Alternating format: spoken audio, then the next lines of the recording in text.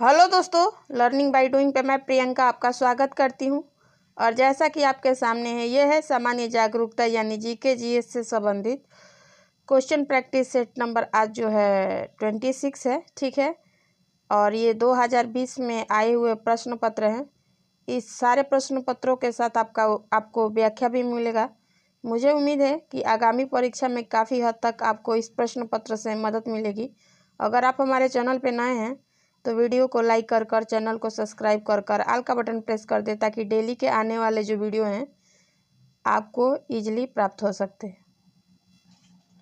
तो जैसा कि आपके सामने क्वेश्चन नंबर 26 है दोस्तों, कि 11 दिन तक चलने वाला प्रसिद्ध धनु यात्रा जो विश्व का सबसे बड़ा खुला रंगमंच माना जाता है, वो किस राज्य में मनाया गया था। इस प्रश्न का करेक्ट आंसर क्या है दोस्तों? Option A Manipur, option B Odisha, option C Assam और ऑप्शन डी मेघालय। तो दोस्तों इस प्रश्न का करेक्ट आंसर ऑप्शन बी है, यानी उड़ीसा है। चलिए इससे संबंधित जो व्याख्या है उसको देख लेते हैं। कि दिया है दोस्तों कि धनु यात्रा या धनु यात्रा वार्षिक नाटक आधारित खुला रंगमंच प्रदर्शन है जो 11 दिन तक चलता है। यह विश्व प्रसिद्ध रंगमंच ओडिशा राज्य में किया जाता है और यह रंगमंच Guinness book of world record में भी दर्ज है। यह एक पौराणिक कहानी पर आधारित धार्मिक रंगमंच है जिसमें श्री कृष्ण, बलराम व उनके मामा कंस को चरितार्थ किया जाता है, ठीक है। अगला प्रश्न है, क्वेश्चन नंबर 27 है आपके सामने दोस्तों, कि किसकी जयंती मनाने के लिए लखनऊ में 23वां राष्ट्रीय युवा महोत्सव 2020 का आयोजित किया गया है। ऑप्शन ए Sardar Vallabh Bhai Patel, option B Jawaharlal Nehru, option C Swami Vivekananda या ऑप्शन डी महात्मा गांधी। बताएं इस प्रश्न का करेक्ट आंसर क्या होगा 27 का। तो दोस्तों इस प्रश्न का करेक्ट आंसर हो जाएगा ऑप्शन सी, यानी स्वामी विवेकानंद, ठीक है, जो है 23वां राष्ट्रीय युवा महोत्सव 2020 में आयोजित किया गया था। अब इससे संबंधित व्याख्या देख लेते हैं दोस्तों, कि उत्तर प्रदेश की राजधानी जो लखनऊ में 12 से 16 जनवरी के मध्य 23वां राष्ट्रीय युवा महोत्सव 2020 का आयोजन किया गया था। और यह आयोजन स्वामी विवेकानंद जी की जयंती पर मनाया जाता है। और इस आयोजन का विषय फिट यूथ फिट इंडिया था।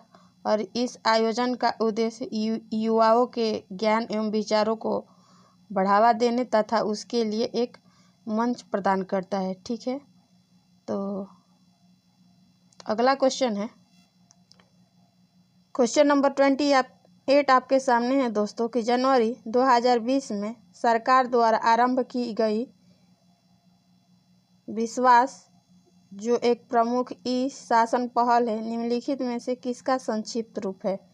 Option A video integration and state wide advanced security या video interface and state wide advance security या ऑप्शन सी है video integration and state wide advance system या ऑप्शन डी है आपके सामने video integration and system wide advance security. बताएं इस प्रश्न का करेक्ट आंसर क्या होगा 28 का। तो दोस्तों इस प्रश्न का करेक्ट आंसर आपका हो जाएगा ऑप्शन ए, जो इसका फुल फॉर्म है विश्वास का, वो है video integration and state wide advance security. अब इससे संबंधित जो व्याख्या है उसको देख लेते हैं दोस्तों। तो दोस्तों जनवरी 2020 में केंद्रीय गृह मंत्री अमित शाह द्वारा देश की पहली साइबर अपराध निरोधक इकाई video integration and state wide advance security यानी विश्वास का शुभ आरंभ किया गया, जो एक ई शासन पहल है। और विश्वास को law and order management, proactive traffic management और कंट्रोल वीडियो एनालिटिक्स की मदद से लॉन्च किया गया है। अगला क्वेश्चन है क्वेश्चन नंबर 29, कि कोलकाता में बीबीडी बाग या डलहौजी क्षेत्र में करेंसी बिल्डिंग का निर्माण किस वर्ष में हुआ था। Option A 1900, option B 1850, option C है 1833 और ऑप्शन डी है 1910। तो इस प्रश्न का करेक्ट आंसर क्या होगा? तो इसका करेक्ट आंसर ऑप्शन सी हो जाएगा कि कोलकाता में बीबीडी बाग या डलहौजी क्षेत्र में करेंसी बिल्डिंग का निर्माण 1833 में हुआ था। और इसके बारे में जो व्याख्या दिया है उसको देख लेते हैं दोस्तों। तो दोस्तों दिया गया है कि कोलकाता में बीबीडी बाग या डलहौजी क्षेत्र में करेंसी बिल्डिंग का निर्माण वर्ष 1833 में किया गया था। और करेंसी बिल्डिंग 3 मंजिला इमारत है जिसे ब्रिटिश वास्तु शैली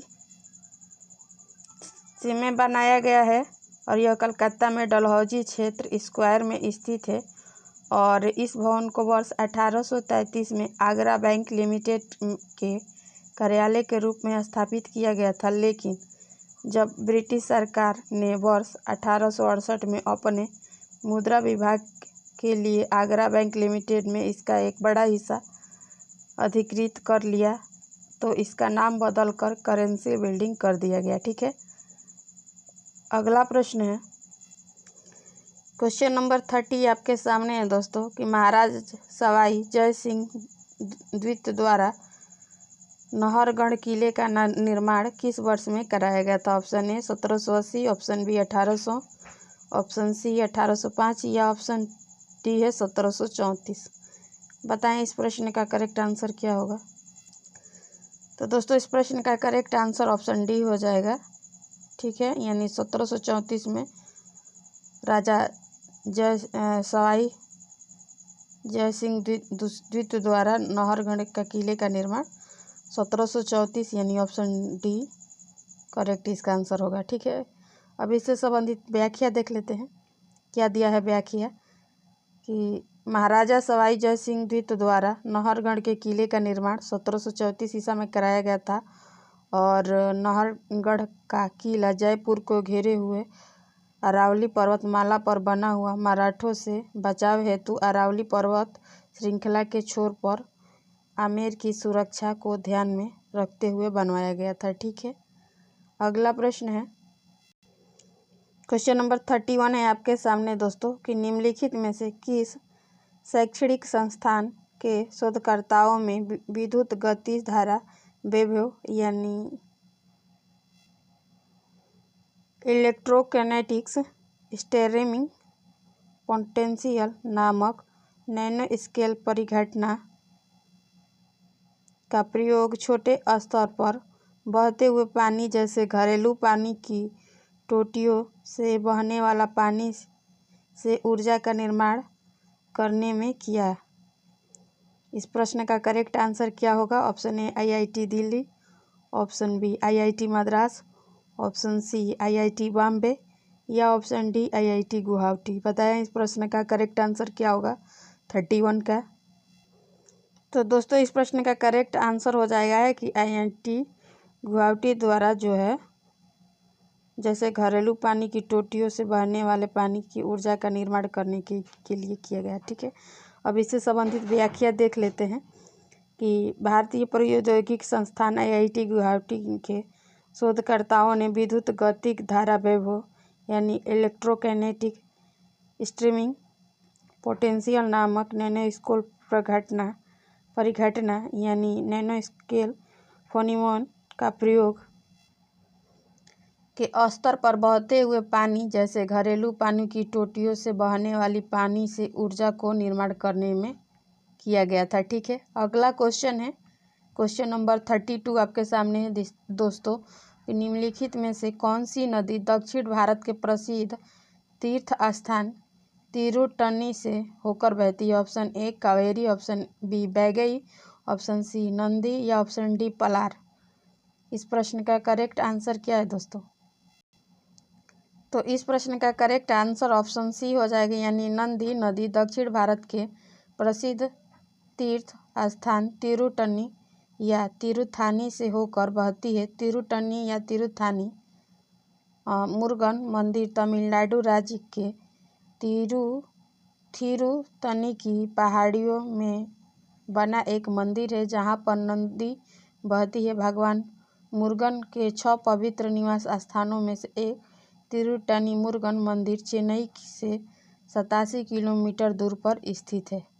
ठीक है, अगला क्वेश्चन है, क्वेश्चन नंबर 33 है आपके सामने दोस्तों कि सरकारी नियमों के अनुसार अग्रिम कर का भुगतान करने के लिए उत्तरदायी व्यक्ति द्वारा 15 जून तक अग्रिम कर का कितना प्रतिशत भुगतान करने की आवश्यकता होती है। Option A 25%, option B 30%, option C 10% या ऑप्शन डी 15%। बताएं इस प्रश्न का करेक्ट आंसर क्या होगा।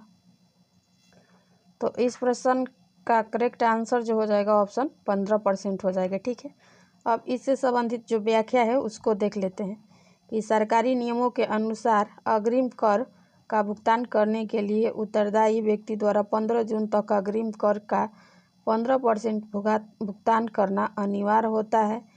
ऐसा ना करना पर जुर्माना का प्रावधान किया गया है। ठीक है, अगर कोई 15% नहीं भुगतान कर किया जाएगा तो उस पर जुर्माना का भी प्रावधान किया गया है। क्वेश्चन नंबर 34 है आपके सामने दोस्तों कि क्षेत्रफल के दृष्टि से भारत में किस राज्य में सबसे अधिक वन पाया जाता है।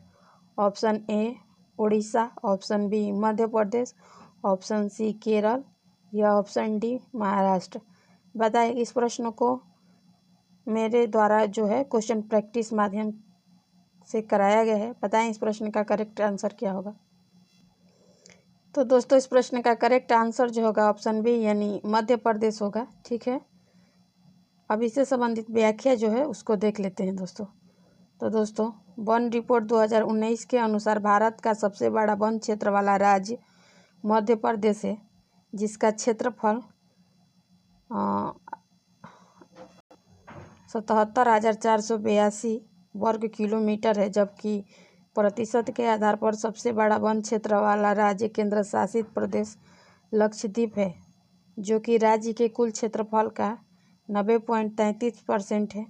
वन रिपोर्ट के अनुसार भारत का कुल वन और वृक्ष आच्छादन क्षेत्र जो है 8,07,276 वर्ग किलोमीटर है। ठीक है, अगला क्वेश्चन है क्वेश्चन नंबर 35 आपके सामने कि भारतीय रेलवे ने अपने हेल्पलाइन नंबरों को एक ही नंबर में एकीकृत किया गया है। वह नंबर क्या है। Option A 139, option B 150, option C है 145 या ऑप्शन डी है 160। बताएं इस प्रश्न का करेक्ट आंसर क्या होगा 35 का। तो इस प्रश्न का करेक्ट आंसर ऑप्शन ए हो जाएगा। इसकी व्याख्या देख लेते हैं। भारतीय रेलवे ने अपने हेल्पलाइन नंबरों को एक ही नंबर में एकीकृत किया गया, वह नंबर 139 है। यह नंबर में PNR, ट्रेन का किराया, ट्रेन आगमन और प्रस्थान का समय, ट्रेन की समय सारणी, आवास उपलब्धता, ट्रेन का नाम व संस्था इत्यादि का विवरण किया जा सकता है। अगला प्रश्न है क्वेश्चन नंबर 36 आपके सामने। सूर्य द्वारा उत्सर्जित प्रकाश का रंग होता है। ऑप्शन ए सफ़ेद, ऑप्शन बी लाल, ऑप्शन सी पीला या ऑप्शन डी नारंगी। तो दोस्तों इस प्रश्न का करेक्ट आंसर ऑप्शन ए हो जाएगा, वो होता है सफ़ेद। ठीक है, अगला क्वेश्चन है क्वेश्चन नंबर आपका 37 कि भौतिक में वह कौन सा नियम है जो यह कहता है कि समान ताप और दाब की स्थिति में सभी गैसों के समान आयतन में अणुओं की संख्या समान होती है। ऑप्शन ए ओम का नियम, ऑप्शन बी आवोगाद्रो का नियम, ऑप्शन सी बायल का नियम, ऑप्शन डी चार्ल्स का नियम। बताएं इस प्रश्न का करेक्ट आंसर क्या होगा 37 का। तो दोस्तों इस प्रश्न का करेक्ट आंसर ऑप्शन बी हो जाएगा, आवोगाद्रो का नियम है। ठीक है, अगला प्रश्न है प्रश्न नंबर 38 कि पोंगल त्यौहार जो है तमिलनाडु में 4 दिनों तक मनाया जाता है। पोंगल का चौथा दिन क्या कहलाता है। Option A Thai Pongal, option B Kanum Pongal, option C Mattu Pongal या ऑप्शन डी भोगी पोंगल। तो दोस्तों इस प्रश्न का करेक्ट आंसर सी हो जाएगा। अब इससे संबंधित व्याख्या देख लेते हैं। जैसा कि दिया है दोस्तों कि तमिलनाडु राज्य में मनाए जाने वाला पोंगल त्यौहार तमिल हिंदुओं का प्रसिद्ध त्यौहार है। यह त्यौहार 4 दिनों तक मनाया जाता है। इसमें सूर्य देव की आराधना की जाती है और उन्हें प्रसाद चढ़ाया जाता है। और इस त्यौहार का पहला दिन भोगी पोंगल, दूसरा दिन सूर्य पोंगल, तीसरा दिन मट्टू पोंगल और चौथा दिन कनुम पोंगल के रूप में मनाया जाता है। ठीक है, अगला प्रश्न है प्रश्न नंबर 39 आपके सामने कि महाबलीपुरम में पंच रथों का निर्माण किस राजवंश ने कराया था। Option A Chola, option B Satavahana, option C Chera या ऑप्शन डी पल्लव। बताएं इस प्रश्न का करेक्ट आंसर क्या होगा 39 का। तो इस प्रश्न का करेक्ट आंसर हो जाएगा ऑप्शन डी यानी पल्लव द्वारा जो है महाबलीपुरम में पंचरथों का निर्माण करवाया गया था। ठीक है, अब इससे संबंधित व्याख्या देख लेते हैं। व्याख्या दिया है दोस्तों कि महाबलीपुरम का भय रथ गुफा मंदिर 7वीं से 8वीं शताब्दी में पल्लव राजा नरसिंह द्वारा निर्माण कराया गया था और इस मंदिर का पत्थर को काट कर की गई शिल्पकारी की सुंदरता पल्लव शासकों की कलात्मक रुचि को दर्शाता है। महाबलीपुरम में 8 रथ मंदिर हैं, जिनमें 5 को महाभारत में पात्र 5 पांडवों एवं द्रौपदी के नाम पर दिया गया था, जिन्हें पंचरथ मंदिर कहते हैं।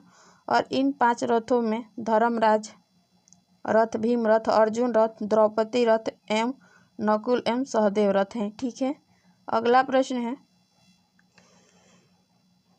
क्वेश्चन नंबर 40 है आपके सामने कि जनवरी 2020 में बी साई दीपक ने 60 सेकेंड में सबसे अधिक साइड लॉन्ग्स मारने का गिनीज वर्ल्ड रिकॉर्ड बनाया।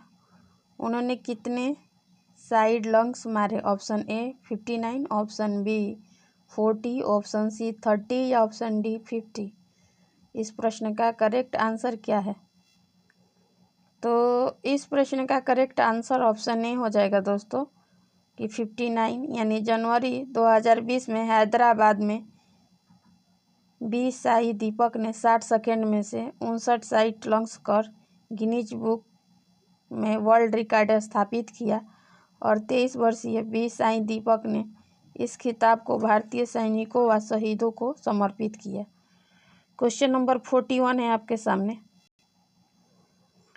क्वेश्चन नंबर 41 है आपके सामने कि बाजार पूंजीकरण में 10 लाख करोड़ का आंकड़ा छूने वाली पहली भारतीय कंपनी कौन सी है। Option A HDFC bank, option B Reliance industry, option C Tata consultancy या ऑप्शन डी ICI बैंक। बताएं इस प्रश्न का करेक्ट आंसर क्या होगा। तो दोस्तों इस प्रश्न का करेक्ट आंसर ऑप्शन बी हो जाएगा यानी रिलायंस इंडस्ट्रीज हो जाएगा। अब इससे जुड़े थोड़े से व्याख्या देख लेते हैं कि दोस्तों मुकेश अंबानी की अगुवाई वाली देश की दिग्गज कंपनी रिलायंस इंडस्ट्रीज ने नया इतिहास रच दिया और वर्ष 2015 में रिलायंस इंडस्ट्री 10 लाख करोड़ में मार्केट कैप यानी बाजार पूंजीकरण को छूने वाली देश की पहली कंपनी बन गई। क्वेश्चन नंबर 42 है आपके सामने दोस्तों कि दिसंबर 2019 में किस राज्य की पुलिस को प्रेसिडेंट कॉलर्स पुरस्कार से सम्मानित किया गया। ऑप्शन ए महाराष्ट्र को, ऑप्शन बी गुजरात को, ऑप्शन सी तमिलनाडु को या ऑप्शन डी केरल को। बताएं इस प्रश्न का करेक्ट आंसर क्या है। तो दोस्तों इस प्रश्न का करेक्ट आंसर ऑप्शन बी यानी गुजरात हो गया। अब इससे संबंधित व्याख्या है जो देख लेते हैं कि दिसंबर 2019 में गुजरात पुलिस प्रेसिडेंट कॉलर्स पुरस्कार यानी राष्ट्रपति रंग पुरस्कार से सम्मानित किया गया। यह सम्मान पाने वाली गुजरात पुलिस देश की 7वीं पुलिस बल है। यह सम्मान राष्ट्रपति और से सशस्त्र सेना, अर्धसैनिक बलों, राज्य पुलिस बलों को दिए जाने वाला सबसे बड़ा सम्मान है। ठीक है, अगला क्वेश्चन है, क्वेश्चन नंबर आपके सामने वो है 43 कि जी बबीता रायुडू ने जनवरी 2020 में निम्नलिखित में से किस संस्था में एक कार्यकारी निदेशक के रूप में कार्यभार संभाला। Option A Bombay stock exchange, option B भारतीय प्रतिभूति और विनिमय बोर्ड और ऑप्शन सी है भारतीय विनिमय विनियामक और विकास प्राधिकरण और ऑप्शन डी है भारतीय लघु उद्योग विकास बैंक। बताएं इस प्रश्न का करेक्ट आंसर क्या है। तो दोस्तों इस प्रश्न का करेक्ट आंसर भी हो जाएगा कि भारतीय प्रतिभूति और विनियामक बोर्ड है। ठीक है, अब इससे संबंधित व्याख्या देख लेते हैं कि जनवरी 2020 में भारतीय प्रतिभूति एवं विनिमय बोर्ड में के कार्यकारी निदेशक के रूप में जी बबीता रायुडू ने कार्यभार संभाला। इसके पूर्व जी बबीता रायुडू सेबी में कानून मामलों के विभाग में देख रही थी। रायुडू के द्वारा सेबी में कानूनी मामले विभाग, प्रवर्तन विभाग एवं विशेष प्रवर्तन प्रकोष्ठ एवं संचालन किया जाएगा। अगला क्वेश्चन है क्वेश्चन नंबर 44 कि जसप्रीत बुमराह को 2018-19 की अवधि में अंतर्राष्ट्रीय क्रिकेट में उनके प्रदर्शन के लिए निम्नलिखित में से कौन सा पुरस्कार के लिए चुना गया है। Option A C K Naidu, option B Madhavrao Scindia, option C Polly Umrigar या ऑप्शन डी M.A. चिदम्बरम। तो इसका करेक्ट आंसर क्या होगा दोस्तों। तो इसका करेक्ट आंसर ऑप्शन सी हो जाएगा, यानी पाली उमरगिर है। इससे संबंधित व्याख्या देख लेते हैं कि टीम इंडिया के तेज गेंदबाज जसप्रीत बुमराह को 2018-19 सत्र में अंतर्राष्ट्रीय क्रिकेट में शानदार प्रदर्शन के लिए प्रतिष्ठित पाली उमरगर पुरस्कार से सम्मानित किया गया।